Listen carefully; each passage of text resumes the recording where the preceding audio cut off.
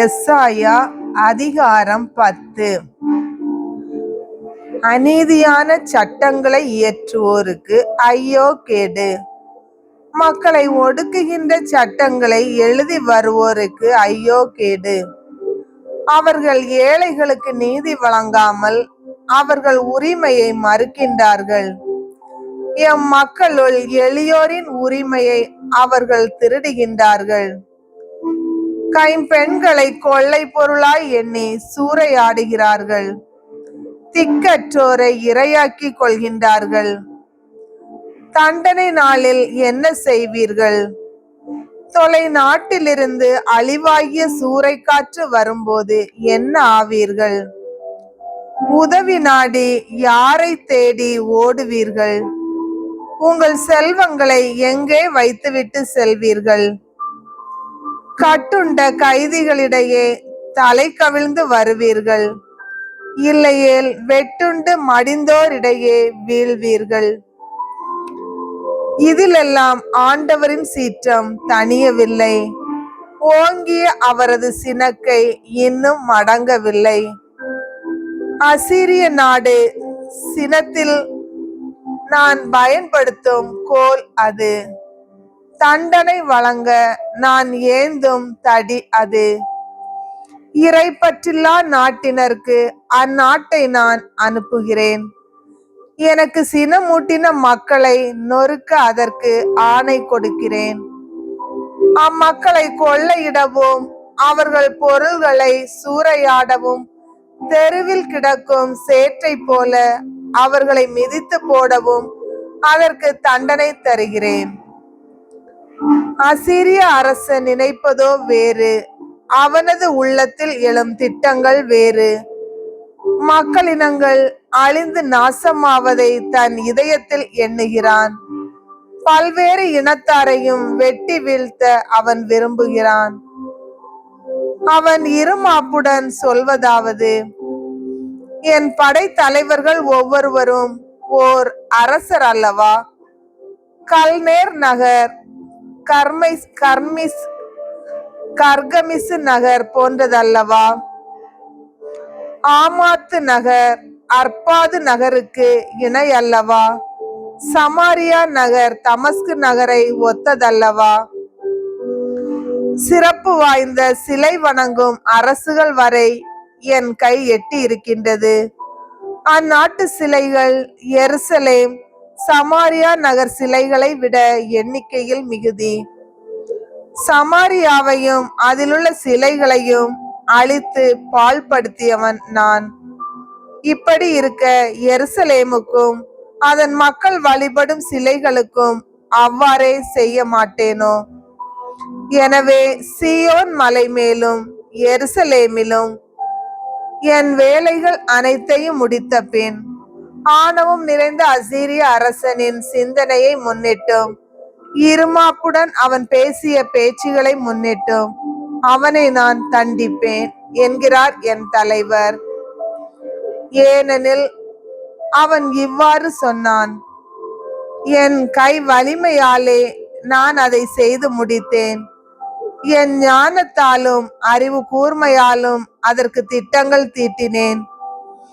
மக்களினங்கள் தங்களிடையே வைத்துள்ள எல்லைகளை அகற்றினேன். அவர்களுடைய கருவூலங்களை சூறையாடினேன். அரியணையில் வீற்றிருந்தோரை ஒரு காளை மிதிப்பது போல் மிதித்து போட்டேன். குருவி கூட்டை கண்டுபிடிப்பது போல் என் கை மக்களினங்களின் செல்வங்களை கண்டு எடுத்து கொண்டது. புறக்கணித்த முட்டைகளை ஒருவன் பொறுக்கி எடுப்பது போல் நாடுகள் யாவற்றையும் ஒருங்கே சேர்த்து கொண்டேன். எனக்கு எதிராக ஒருவரும் ரக்கை அடிக்கவில்லை, வாய் திறக்கவில்லை, கீச்சென்ற ஒலி எழுப்பவும் இல்லை. வெட்ட பயன்படுத்துகிறவனுக்கு மேலாக கோடரி தன்னை மேன்மை பாராட்டுவதுண்டோ? அறுப்பவனை விட தன்னை சிறப்பு மிக்கதாக வாள் கருத இயலுமோ? தன்னை தூக்கியவனை சுழற்றி வீச கைத்தடியால் கூடுமோ? மரமல்லாத மனிதனை தூக்க மரத்தால் ஆன கோலால் இயலுமோ? ஆதலால் தலைவராகிய படைகளின் ஆண்டவர், பாழாக்கும் கொள்ளை நோயை அவனுடைய கொழுத்த வீரர்கள் இடையே அனுப்புவார். அவனது மேன்மையின் கீழ் தீ ஒன்றை வைப்பார். அவர் நெருப்பு மூட்டுவார், அது கொழுந்துவிட்டு எரியும். இஸ்ரேலின் ஒளியானவர் நெருப்பாக மாறுவார். அதன் தூயவர் தீ கொழுந்தாய் உருவெடுப்பார். அது அவனுடைய முட்புதர்களையும் நெருஞ்சி முள்களையும் ஒரே நாளில் சுட்டரித்து சாம்பலாக்கி விடும். வனப்புமிக்க அவனுடைய காடுகள், செழிப்புமிக்க அவனுடைய தோட்டங்கள் யாவும் உள்ளும் புறமும் அழிக்கப்படும். அது நோயாளி ஒருவன் உரு குலைவதை ஒத்திருக்கும். அவனது காட்டில் மிக சில மரங்களே எஞ்சியிருக்கும். ஒரு சிறுவன் கூட அவற்றை எண்ணி எழுதிவிடலாம். அந்நாளில் இஸ்ரேல் குடும்பத்தாருள் எஞ்சி இருப்போரும் யாக்கோபின் மக்களில் தப்பி பிழைத்தோரும் தங்களை அடித்து நொறுக்கிய நாட்டை இனி சார்ந்திருக்க மாட்டார்கள். மாறாக இஸ்ரேலின் தூயவருக்கு உண்மை உள்ளவர்களாய் அவரையே சார்ந்திருப்பார்கள். யாக்கோபின் குடும்பத்தாருள் எஞ்சி இருப்போர் சிலர் வலிமை மிக்க இறைவனிடம் திரும்பி வருவர். இஸ்ரேலே, இப்பொழுது உன் மக்கள் கடற்கரை மணலை போல் இருப்பினும் அவர்களுள் எஞ்சி இருப்போரே திரும்பி வருவர். அழிவு நெருங்கி வந்தாயிற்று, அழிவு வருவது தீர்ப்பாயிற்று. பொங்கி வரும் இறைநீதி இதனால் வெளிப்படும். ஏனெனில் என் தலைவராகிய படைகளின் ஆண்டவர் தாம் ஆணையிட்டபடியே நாடு முழுவதிலும் அழிவை கொண்டு வருவார்.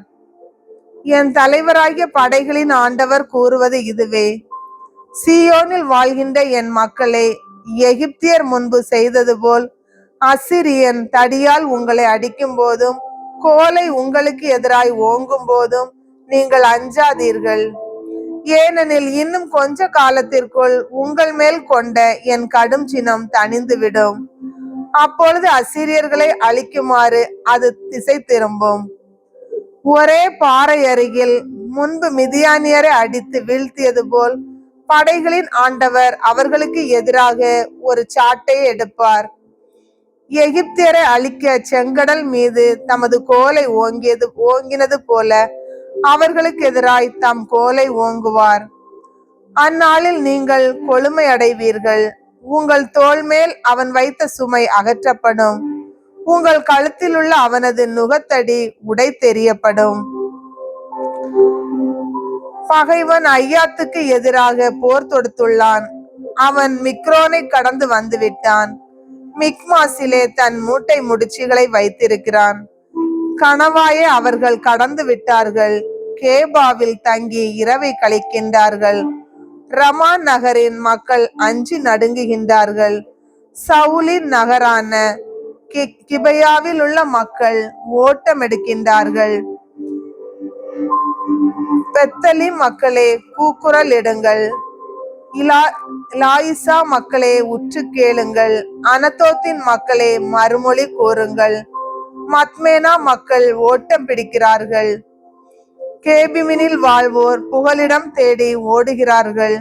இன்றே அப்பகைவன் நோபு நகரில் தங்குவான். அங்கிருந்து மகள் சீயோனின் மலைக்கும் எருசலேமின் குன்றிற்கும் எதிராக கையை ஓங்கி அசைப்பான். நம் தலைவராகிய படைகளின் ஆண்டவர் அச்சுறுத்தும் ஆற்றலால் கிளைகளை வெட்டி வீழ்த்துவார். உயர்ந்தவற்றின் கிளைகள் துண்டிக்கப்படும். செருக்குற்றவை தாழ்த்தப்படும். நிமிர்ந்து நிற்பவை தரைமட்டமாக்கப்படும். அடர்ந்த காட்டை அவர் கோடரியால் வெட்டி வீழ்த்துவார். லெபனோன் தன் உயர்ந்த மரங்களுடன் தரையிலே சாயும்.